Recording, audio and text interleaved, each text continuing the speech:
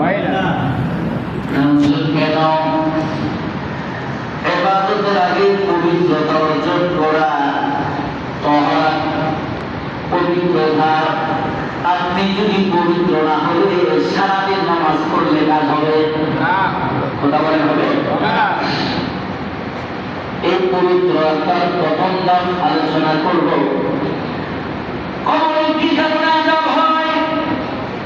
এমন যুবক 30টি কারণ আমি নোট করেছি। সবাই বলছে হুজুর সম্ভব না, 10টি আলোচনা করব। যদি গরিব টাকা বাকি থাকে আর 5টি আগাবো, সর্বোচ্চ 15টি আলোচনা করতে পারবো। আর এই বিষয় আজকে শেষ করে দিব, সামনে আগাবো না। কারণ একটা বিষয় যদি মাস মাস চলতে থাকে, আমাদের আমলের বিষয়গুলো গুরুত্বপূর্ণ পাওয়া দরকার। কথা বলেন ঠিক না? আমলের আলোচনা না করে আগে কবরে আসছেন কেন? যুবকরে জানার করে আল্লাহর ভয় কবরের ভয় নাই, তাকে সারাদিন আমলের কাজ করবে না। কথা বলেন ঠিক না? সেজন্য বাবা কবরের আলোচনা আনলাম। যুবক ভাইরা, কেন কবরে আযাব হয়?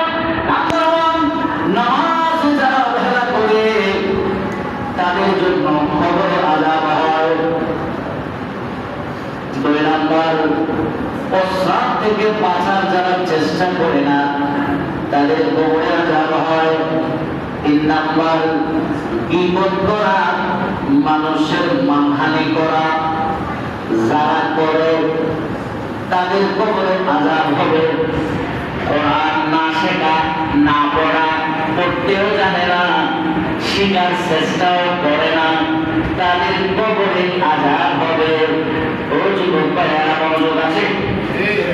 ঋণ রেখে মারা যাওয়া, অনেক পাওয়া, টাকা খরচ করে লোন নিয়ে বাড়ি করেছেন, গাড়ি করেছেন, লক্ষ লক্ষ টাকা ব্যবসা করেছেন, সমস্ত ব্যাংকে লোন আছে, ওই মুহূর্তে আপনি মারা গেছেন, কবরের আযাব হবে। পিতা মাতার অমান্য করা, পিতা মাতার অমান্য করলে কবরে আযাব হবে। জিনা করা, কবরে আযাব হবে। মিথ্যা সাক্ষ্য দেওয়া, কবরে আযাব হবে। অহংকার করা, কবরে আযাব হবে। 10 নাম্বার, হারাম খাওয়া, হারাম খেলে কবরে আযাব হবে। চিৎকার করে বলেন নাউযুবিল্লাহ। কয়টা বললাম? 10টা। আসেন এবার কোরআন হাদিস দিয়ে বলেন, আপনার পকেট থেকে বললে হবে না।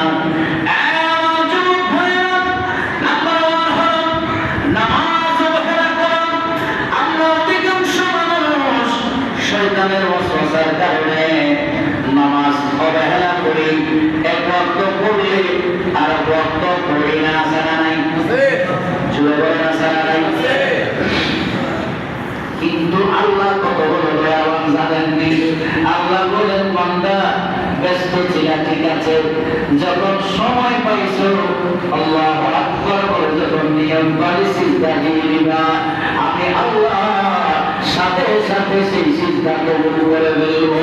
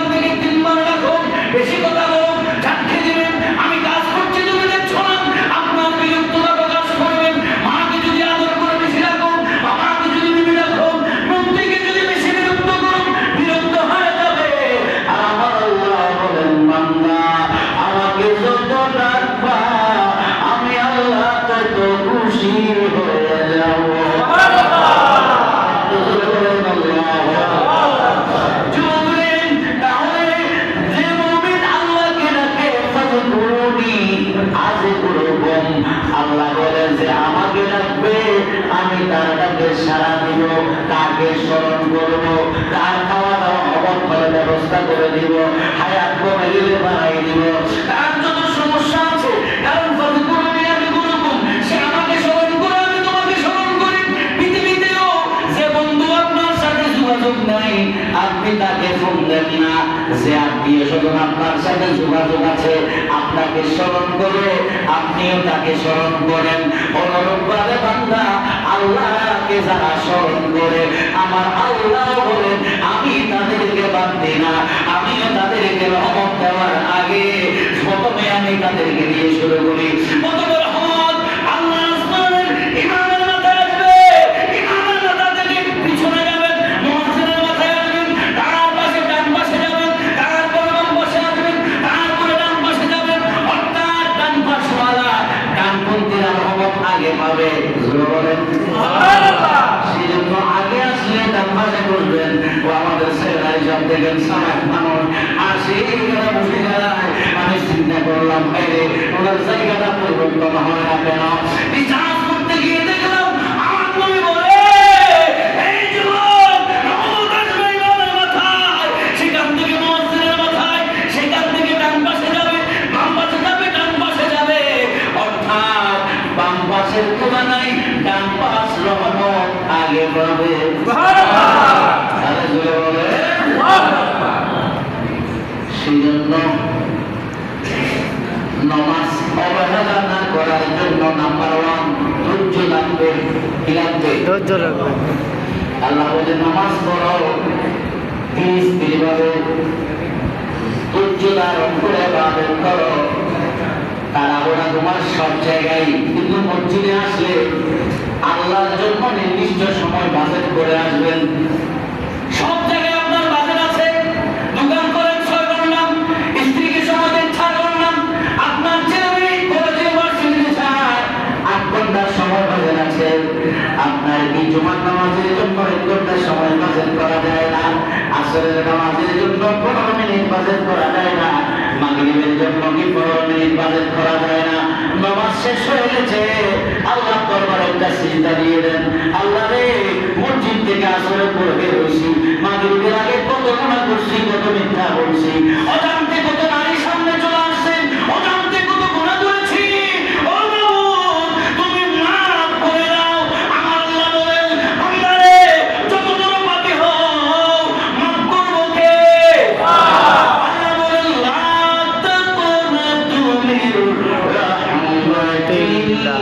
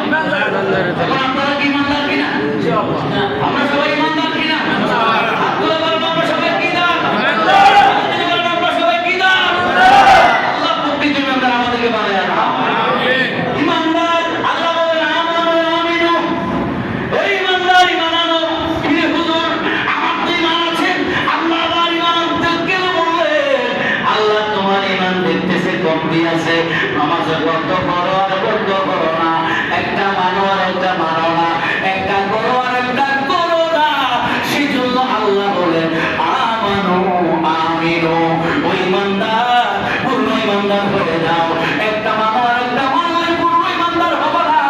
সেজন্য আমার আল্লাহ বলেন আমানুস্তাঈনু বিস-সাবরি ওয়াস-সালাহ।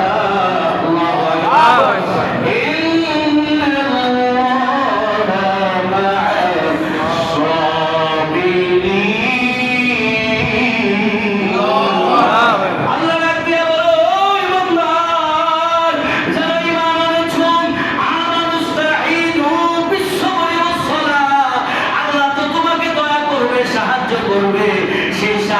যদি তুমি নামাজের মাধ্যমে চাও, ধৈর্যের মাধ্যমে চাও, আমার আল্লাহ সর্বপ্রথম রহমত নামাজের ভিতরে দিয়ে দেয়।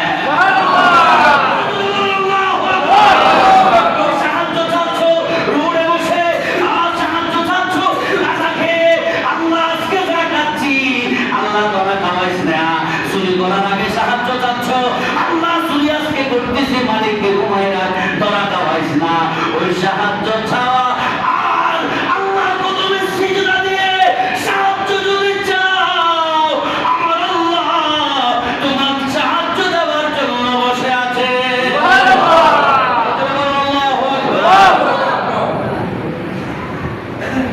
এখানে একটা পয়েন্ট, যুবকরা তিন জায়গায় ধৈর্য ধারণ না করলে মোমেন্ট অ্যাক্সিডেন্ট হয়। কয় জায়গায়? 3 জায়গায়। জোরে বলেন না। 3 জায়গায়। রাগ করতেছেন? কষ্ট হচ্ছে? যুবক গভীর মনোযোগ।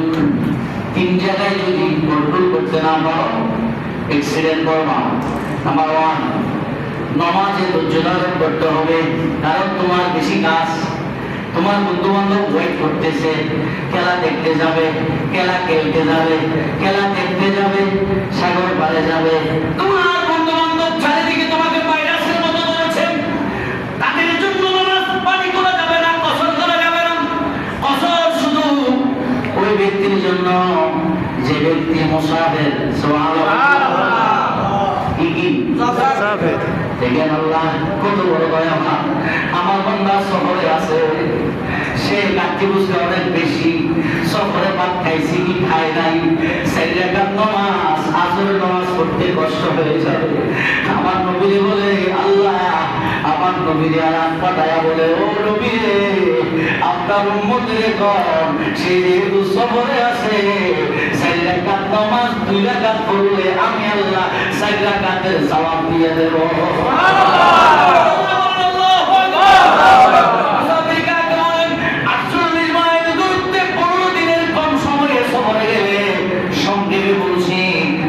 মুসাফির বলে 4 দিনের জন্য ঢাকায় গেছেন, আপনি মুসাফির। আপনি কি? আপনি যদি সেখানে চাকরি করেন, 1 মাস থাকবেন, 2 মাস থাকবেন, তখন আপনি সফরে মুসাফির থাকবেন না।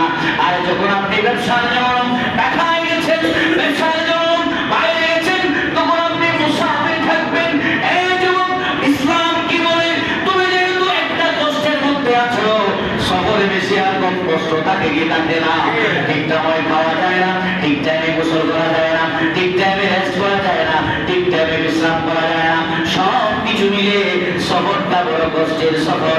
সেই জন্য আমার আল্লাহ বলেন, বান্দারা শোনো, সফরে যখন তুমি থাকবে, 4 রাকাত নামাজ 2 রাকাত পড়ে দিবা, আমি আল্লাহ 4 রাকাতের বাজেট তোমারে দিয়ে দিব।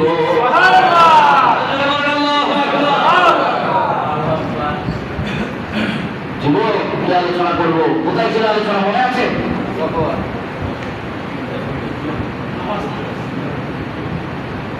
আলোচনা কোথায় ছিল?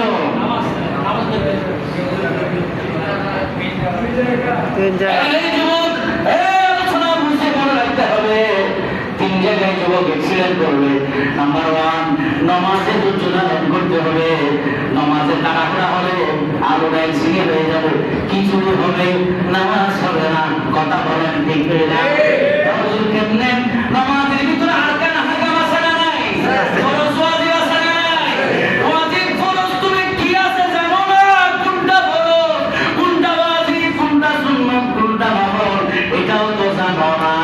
তাইলে তোমার নামাজ হবে কেমনে আমারে বুঝাও না। কথা কম ঠিক না? 1 নাম্বার, নামাজে ধৈর্য ধারণ করতে হবে। 2 নাম্বার, বিপদ আসবে যুবকের জন্য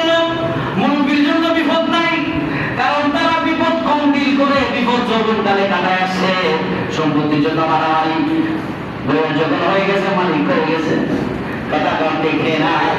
আর শয়তান তো আছে আপনার সাথে 24 ঘন্টা যুবকের সাথে মারামারি করে, কারণ যৌবনকালে আল্লাহরে ডাকলে আল্লাহ ফিরাইয়া দেয় না।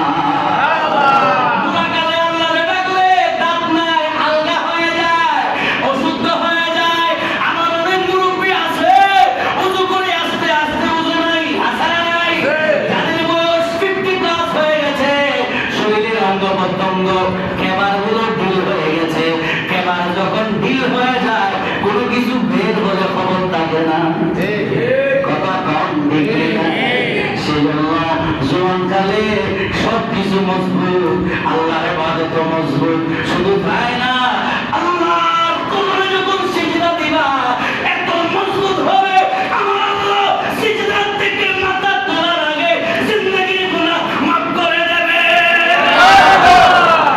আল্লাহু আকবার। এই যুবক নামাজ একটু পরেই সময় নিলাম, কারণ মসজিদের অভাব নাই, মুসল্লির অভাব আছে না? মসজিদের অভাব আছে না? এরকম আমাদের দেশ আপনাদের কোনো মসজিদ, কটা কটা মসজিদ, 5টা না 6টা না, কত বড় বড় মসজিদ, মুসল্লি আছে না? মসজিদ চাই সবে রাসূল বলেছেন, মুসল্লি চাই হবে না। মুসল্লির চাইজ করা যায়নি, মুসল্লির চাইজ মানে ফাঁকা মুসল্লি, বুড়ি জমাসে নামাজ ছাড়ে না, তোমার আছে নামাজ ছাড়ে না, ফজর কাজা হয় না, জোহর কাজা হয় না, আসর কাজা হয় না, পৃথিবীর কোন কাজ থাকে নামাজ থেকে আলাদা করতে পারে না।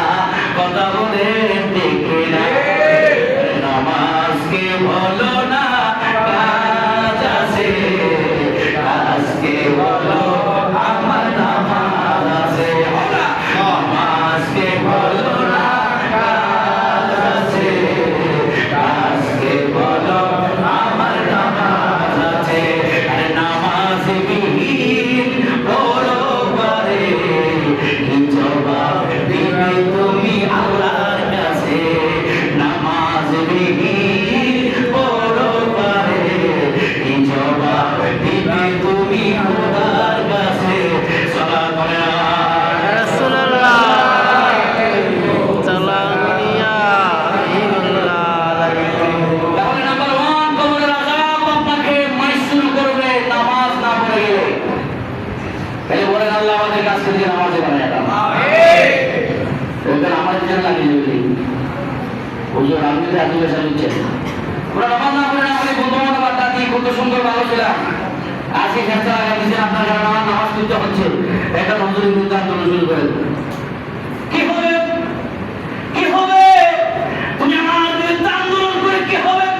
একমাত্র নামাজি আবার ইসলামের শরীয়তের কাঠামো নিয়ে যখন তুমি দ্বন্দ্বে লিপ্ত হয়ে যাবা, ঈমান থেকে খারেজি হয়ে কবরে যাবা, চিৎকার করে বলেন না আল্লাহ তুমি আমাদেরকে বুঝাও। আমিন। কেন আমাদের জন্য আযাব হবে? আমার নবী বলেন তিরমিজি শরীফের হাদিস 2621 নম্বর হাদিস, আন বুরাইদা রাদিয়াল্লাহু তাআলা আনহু قال قال رسول الله صلى الله عليه وسلم العهد الذي بيننا وبينهم الصلاة فمن تركها فقد كفر। চিৎকার করে বলেন আল্লাহু আকবার।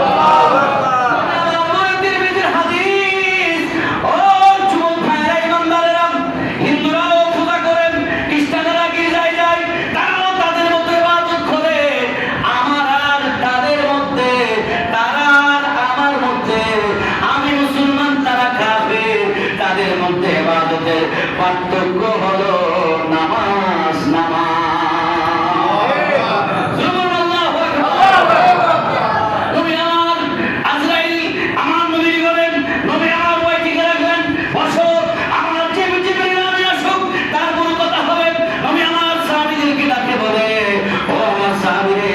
আমি তো আজরাইল ভাই আসছে, তার সাথে আল্লাহর দিদার করব, আমি করেছি।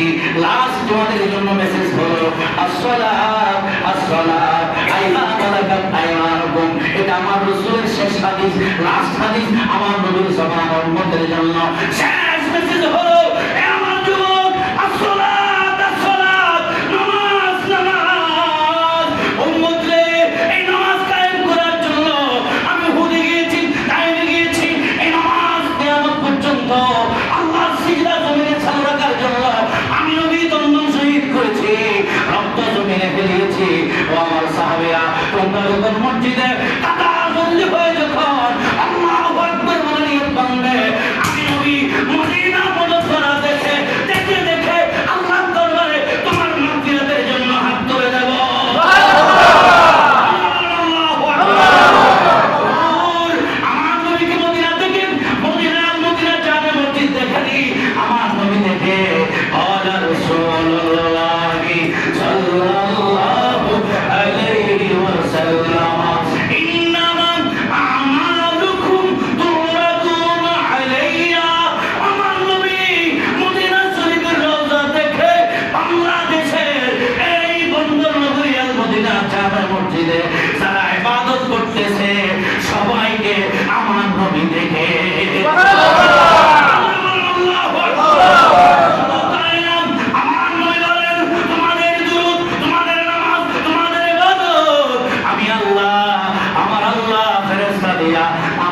দরবারে পাঠায়া দেয়। আমার নবী অ্যাকসেপ্ট করলে ওই ইবাদত তোমার নামে আমল নামায় লিপিবদ্ধ করা হয়।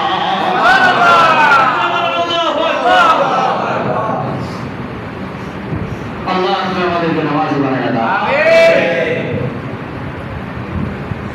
তাহলে আমরা কি মুসলমান? আমরা কি মুসলমান? সবাই বলেন মুসলমান। আপনি কোন দেশি? সবাই বলেন বাংলাদেশি। আইডি কার্ড আছে? না থাকলে রোহিঙ্গা, বিদেশে বন্ধু রোহিঙ্গা, সীতা বন্ধুর আসায় রোহিঙ্গা। হ্যাঁ, সমাজ ভাষা কক্সবাজার সাইডে রোহিঙ্গা আর সীতা বন্ধুর আসায় একটু মজা করলাম, না করছেন নাকি? ওই আপনারা দিকে যারা আছেন আপনারা তো আমার কাছে ভাই দেবেন, একটু যে আসছেন আপনাদের ইমোশনাল মাইন্ডটা পরিবর্তন করলাম। যুবক ভাইরা আমার, বাংলাদেশের নাগরিকের আইডি কার্ড এটাই হচ্ছে দেশের নাগরিকত্বের পরিচয়। কথা বলেন ঠিক না? আর তুমি যে মুসলমান দাবি করো, তোমার আইডি কার্ড কি? তোমার আইডি কার্ড হলো নামাজ নামাজ নামাজ। সুবহানাল্লাহ। আর জোরে বলেন আল্লাহু আকবার। রাগ করলেন নাকি? না। সবগুলো সহিহ হাদিস দ্বারা নোট করেছি, সময় পাবো না, কাজ দেবো। একটা প্রথমটা একটু বেশি আলোচনা করলাম, এটা আমাদের সবার খুব গুরুত্বপূর্ণ, মোস্ট ইম্পর্টেন্ট সাবজেক্ট। কথা বলেন ঠিক না? নাম্বার 2, প্রস্রাব থেকে বাঁচার চেষ্টা না করা। কথাটা সহজ ভাবে বুঝবেন না। না হুজুর, প্রস্রাব থেকে কেমনে বাঁচেন? প্রস্রাব না করলে হবে। আল্লাহ কি বিধান দিয়েছে দেখেন, নিয়ম হলে বাধা, বেশি হলে জ্বালা, বন্ধ হলে তালা। কথা বলেন ঠিক? প্রস্রাব যদি নিয়ম থেকে বেশি হয়, আপনি এখন তো কোনো যুগে আসতে আওয়াজ এখন এটার সাথে বিরক্ত করার কিছু আছে? আবার যদি বন্ধ হয়ে যায়, তাড়াতাড়ি ডাক্তারের সাথে যোগাযোগ করতে হবে, কুসুম ভুলে যাবে।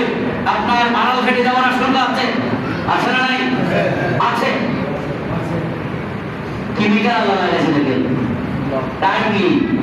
আপনি খাচ্ছেন জোল, আপনি খাচ্ছেন দৌড়, আপনি খাচ্ছেন টাইগার, আপনি খাচ্ছেন ফিঙ্গার, আপনি খাচ্ছেন সেভেন, আপনি খাচ্ছেন আপ, সব খাচ্ছেন, কিন্তু আল্লাহ ফিল্টার করে আলাদা করে পিওর গরম পানি আপনার ফ্যাক্টরি বের করতেছে। দেখি বাংলাদেশ থেকে একটা মিটার বাইরে করেন তো, দুধ থেকে পানি আলাদা করা যায়, একটা মিটার আনেন। আলাদা করতে কি করবেন? 100 কেজি পানি আলাদা করার মেশিন নেই, বিদে তো সংসার দিয়ে চলে যায়। 20 টাকা পাঠিয়ে তার কাছে দুধ দিছে একটা, থানা দিছে কতটুকু? উনি খত্তাব একদিন সব শাসনের মধ্যে বের হলেন, দেখছে একটা মা মেয়ে গভীর রাত্রে ঝগড়া করছে। মা বলছে পানি দাও, মেয়ে বলছে না আমি দিব না। মা বলছে পানি দাও, দুধ কম পাইছি আজকে, 2 কেজি না হলে মেয়ে বলে আমি পানি দিব না, কেন দিবে না? বলে যে উমর আছে, খবর পেলে বর্তান উড়াই দিবে। বর্তান ওইরকম শাসক দরবার আছে নাই? কোন শাসকের কাছে যাবো রাজি? কোন জানা একটু পড়ে যাই, আগে দিলে ঝামেলা বাড়ি যাবে। মেয়ে বলে পানি দিব না, বলে যে কেন? বলে যে শুনলে মাকে দুইজনে গর্দান ফেলে দিবে। উমর দরজার বাইরে শুনতেছে, কেমন শাসক, সারা রাত ঘুমায় না, কার বলে ভাবনা গিয়ে দেখে শরীর অবস্থা কাঁধে নিয়ে যাইয়া তার ঘরের ভিতরে দিয়ে আসে। কেউ দেখে নাই, ফেসবুক নাই, ইউটিউব নাই, বাইরের কিছু নাই, ক্যামেরা নাই, সব চাইতে বড় ক্যামেরাকে বন্ধু রে চাউলের বস্তা মাথায় নিয়ে না দিয়ে আসে। এটাই তো শাসন। ও মেয়ে বলছে, আল্লাহ উমর না থাকলে কি হইছে? আমার আল্লাহ তো দেখতেছে।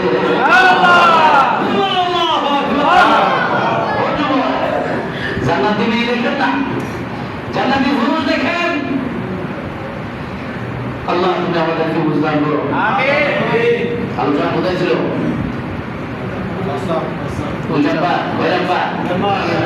থেকে বাঁচার চেষ্টা। অধিকাংশ মুসলিম নামাজ হয় না প্রস্রাবের কারণে। যারা পাঞ্জাবি পড়ে প্রস্রাবখানায় বসার আগে পাঞ্জাবি ভালো করে বাঁধবেন। আপনি প্রস্রাব করতে বসছেন, আপনার পাঞ্জাবির পিছনের পাটটা মাটিতে লেগে গেছে।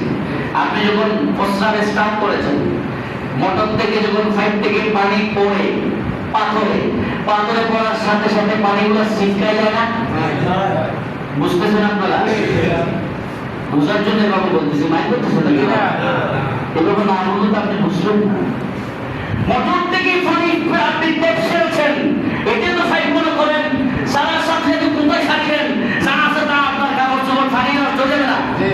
এখন আপনি পাইপ প্রস্রাবের পাইপ স্টার্ট করেছেন, পিছনে লুঙ্গি পরা, পিছনে পাঞ্জাবির পান্ডা পরা, সব ময়লা কোথায় গেছে? পাঞ্জাবিতে। পাঞ্জাবি ভিজে গেছে। আপনি তো তাড়াহুড়া করে আসছেন, মসজিদে ঢুকে গিয়ে সারাদিন নামাজ পড়তেছেন। এখন বলেন নামাজের আগে কাপড় পবিত্র রাখা, এটা কি?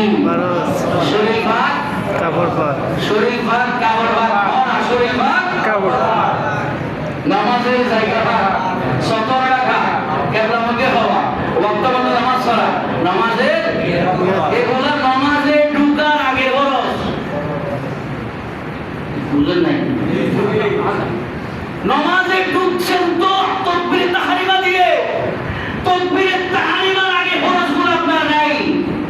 আল্লাহর কসম 1000 বছর হায়াত দিয়ে নামাজ পড়লেও একটা সিজদা মাওলার দরবারে যাবে না। বিশেষ করে যাদের বয়স 50+, আপনি প্রস্রাব করে সাথে সাথে উঠে যাবেন না, আপনার ফাইভে পানি আটকে আছে। যাদের 50+ বয়স, মাইন্ড করিয়েন না, ফাইভ যখন পুরাতন হয় গাড়ে গাড়ে বাঁকা হয়ে যায়, গাড়ে গাড়ে বাঁকা হলে ওখানে পানি জমে থাকে। সেজন্য রাসূল কি করলেন? তুমি ঢিলা করো, তুমি একটা ঢিলার টিস্যু নিয়ে তুমি প্রস্রাব শেষ হওয়ার পরে একটু দাঁড়াও, ফাইভকে সোজা করো, একটু খাসি দাও, একটু ফুটহাত করো, তখন তোমার ফাইভে যে অবশিষ্ট পানি রয়ে গেছে এগুলো যখন বের হয়ে যাবে তখন তুমি উজু করে মসজিদে যাও, সিজদা আল্লাহর দরবারে চলে যাবে। সুবহানাল্লাহ। এখন আপনার তো সময় নাই, প্রস্রাব বন্ধ হওয়ার আগে আপনি ঢুকেছেন ওই ফাইভে গাড়ে গাড়ে বাঁকা, যে ফাইভ বাঁকা হয়ে গেছে ওই ফাইভের পানিগুলো সবগুলো লঙ্গিতে পড়ে গেছে। এখন সিজে গিয়ে দেখতেছে লঙ্গি ভিজা, কি উজু করলে ভিজে গিয়ে তখন লজ্জার কারণে আপনি আর পিছনেও যাইতে পারেন না, সামনে যাইতেও পারেন না। প্রত্যেকের থেকে যদি বাইরে যান, আমাদের সংস্কৃতি খেতে সারি কিছু কোনো বাইরে গেলে হয়, আবার এটা বাইরে বাইরে দোকান সোজা কি সেন্টিম কিনলেন। সেজন্য নামাজ শরীয়ত আপনাকে রুখসত দিছে। ইমাম যদি প্রথম রাকাতের পরে ওযু ভেঙে যায়, ইমাম মুসল্লি ফেলে চলে যাবে, মুয়াজ্জিন এসে নামাজ পড়াবে, কিন্তু আমার সমাজ ইমামের চাকরি থাকবে না। কথা বলেন ঠিক কি না? তো কি করবে ইমাম সাহেব চাকরি বাঁচার জন্য? কিছু করার নাই। এরকম করতেছে না। হ্যাঁ, যারা মুত্তাকি ইমাম তারা কখনো চাকরির পরোয়া, ইমামের পরোয়া, টাকার পরোয়া করে না। তার দপ্তর যাবে, তারপর সে শরীয়ত বিদ্যান বলে দেখাবে না, তার চাকরি যাবে কি হয়েছে। কিন্তু যারা আন্নে জানেন তা আন্নে চলে নদীলে বেতন নদীলে খাই ঘুমানো, এরকম কিছু মৌলবি লেবাসী মোল্লা ছাড়া নাই আছে, তারা কিন্তু মুসলমানের পিছনে যাবে না, কারণ যাওয়া মানে চাকরি শেষ, যাওয়া মানে চাকরি দেখেন। শরীয়ত আপনাকে রুখসত দিছে, আমরা কত ডেঞ্জারাস পাবলিক, আমরা তাকে ছাড়তে রাজি না। আল্লাহ আমাদেরকে বুঝদান করুন, আমিন। আরেক বাক্য বলেন, আমিন। নবী বলেন, দুটি কবরে বাকি হলো হাদিস, আমি ওদিকে যাচ্ছি না। ইন্নাহুমা লা ইউআযাবানে ওয়া মা ইউআযাবানে ফি কাবীর। রাসূল যাচ্ছেন, দুইটা কবর আযাব হচ্ছে, সাহাবীদেরকে বলতেছে, ও আমার সাহাবীরে কবর দুইটা আযাব হচ্ছে, কিন্তু কোন কবিরা গুনার জন্য না, কবিরা গুনার জন্য না। ইয়া রাসূলুল্লাহ, তাহলে কি জন্য আযাব হচ্ছে? আমার নবী বলেন, আম্মা হাদুহুমা ফাকানা লা ইয়াসতাতিরু মিনাল বাউলি। আহা, রাসূল দেখেন কবর আযাব হচ্ছে, আমরা দেখব না, আল্লাহ রাজি না। রাসূল দেখে, তাহলে রাসূল আমার মতো না, এই দেখুন না। আর রাসূল কবর আযাব হচ্ছে, শুধু সেটা দেখে না, আমার নবী দেখে কবরে কি জন্য আযাব হচ্ছে। কবরে কি জন্য আযাব হচ্ছে, কেন কে দেখে? আমার নবী দেখে।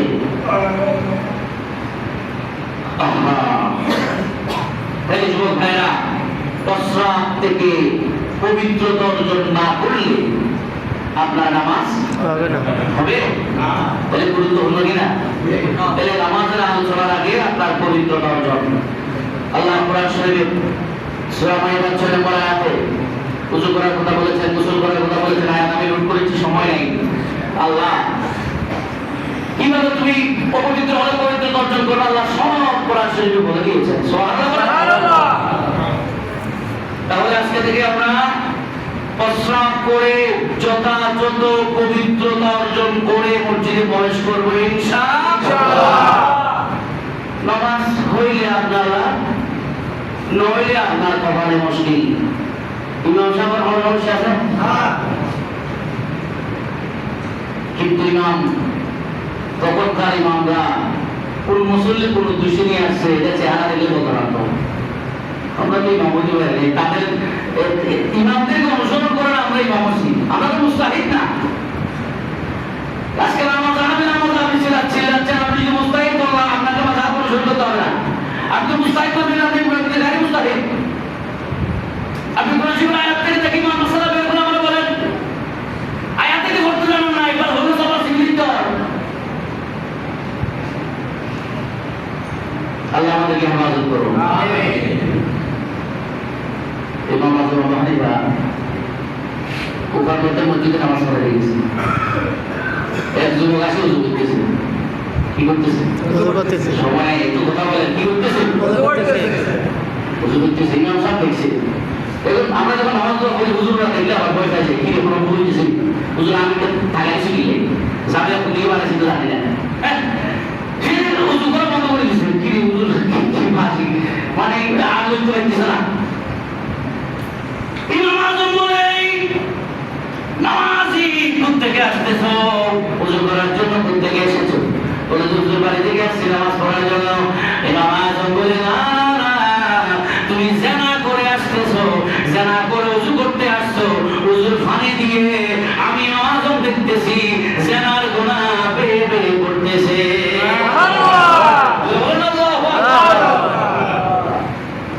সে তাজ্জুব হয়ে গেছে, কেউ ছিল না, দরজা লক ছিল, সবকিছু বন্ধ ছিল। আমি সেখানে করলাম, আমার কি ইমামে কেমনে জানে?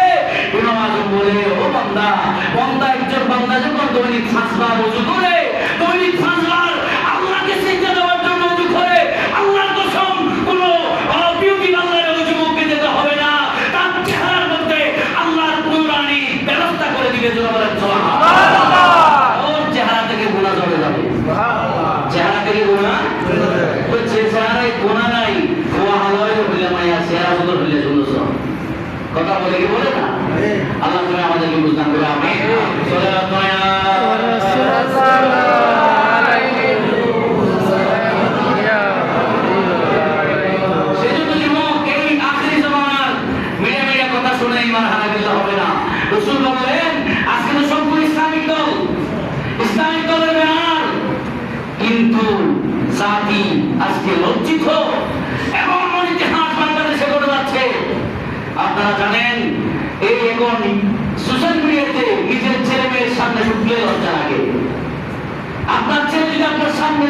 ফেসবুকে ঢুকছে, সেটা সাতক্ষীরা এমপি সাহেবের ভিডিও চলে আসছে, তখন আপনার লজ্জায় বলতে হয় তাড়াতাড়ি বন্ধ কর। কথা বলেন ঠিক কিনা?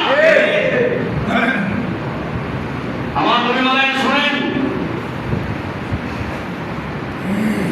সালাসা ফিন্নার, তিন ব্যক্তিকে আল্লাহ পাক, তিন প্রকারের লোককে আল্লাহ পাক জাহান্নামে বানাবে। এক নাম্বার আমিরুল জামের, যারা শাসক কিন্তু জুলুম করে, এই শাসক আল্লাহর জাহান্নামে যাবে। চিৎকার করে বলেন না, আরেকটু জোরে বলেন না, কোথায় যাবে? জাহান্নামে যাবে। জাহান্নামে যাবে। যে ব্যক্তি আল্লাহ পাক রব্বুল আলামিনের শাসক কিন্তু সে অপব্যবহার করে, সে জাহান্নামে যাবে। এরপরে আমার নবী বলেন, ওয়াল আলিমুল কাসাম, কিছু মৃত্যু আলেম আছে, আলেমের লেবাস আছে, টুপি আছে, দাড়ি আছে, সামনে বলে একটা, পিছনে গিয়ে কবিরা গুলোতে শামিল হয়ে যায়, এমন আলেম আছে না নাই? এদেরকে আল্লাহ নবী বলছেন জাহান্নামে যেতে হবে। শুধু তাই না, ওয়াশাইখুল জানি, যারা বিদ্যুৎ বিচারী, এই শরীয়ত যদি সাতক্ষীরার বিচারের পরে যদি শরীয়ত মোতাবেক বিচার হয়, তাহলে বাংলাদেশের সব মানুষ শিক্ষা নিয়ে কথা বলেন। আজকে আমরা লজ্জিত, এই জাতি লজ্জিত। কথা কত সুন্দর। আমার নবী বলেন, সায়াতি জামানারা উম্মতি, শীঘ্রই আমার উম্মতে আমার একটি জামানা আসতেছে। কি জামানা আসতেছে? কালামহুম কা কালামুল আম্বিয়া, তাদের কথা ফেরেশতার মতো, নবীদের মতো। কিসের মতো? কথা বলেন, কিসের মতো? নবীদের মতো কথা বলবে। ও পৃথিবীর মানুষেরা, ওয়া ফাইলুহুম কা ফাইলুল ফারায়না, কাজ করবে কিসের মতো?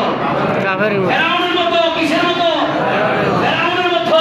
ওয়া আনা বারিউম মিনহুম ওয়া হুম বারিউনা মিন্নি, রাসূল বলছে এই সমস্ত উম্মতগুলা আমার উম্মত নয়, আমি নবী বলছি তারা আমার উম্মত নয়।